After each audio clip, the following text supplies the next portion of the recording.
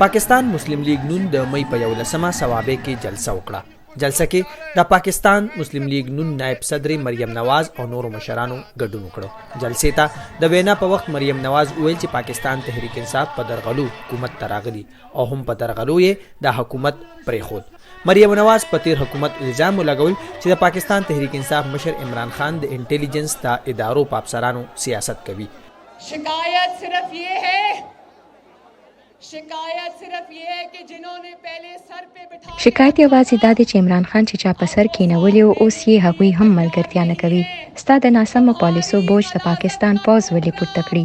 د کثافت دا ټوکرۍ ستا خپله ده او ته به یې اوس په خپله اوچتوې.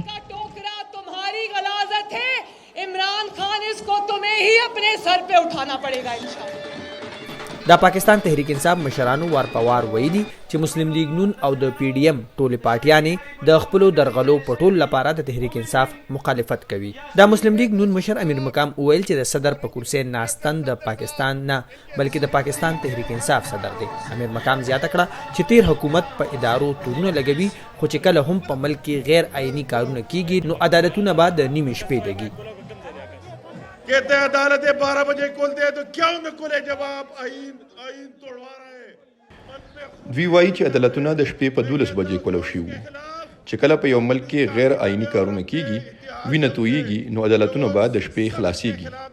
زه کابینې ته وایم چې د صدر خلاف ته آرټیکل 6 راوړي، د هغه صدر، سپیکر او ډیپټي سپیکر خلاف چې آئین یې مات کړی دی او د عمران خان خلاف هم आईन तोड़ी और इनकी खिलाफ वर्जी की. د پاکستان مسلم لیگ نون مشرانو جلسې ته په خپلو ویناګانو کې وویل چې د تیر حکومت ناسمې پالیسو ملک د معاشي مسلو سره مخ کړی او د دې په ټیک کولو به 2 کاله لګي. عظمت علي شاه، مشال ریډیو، ثوابه.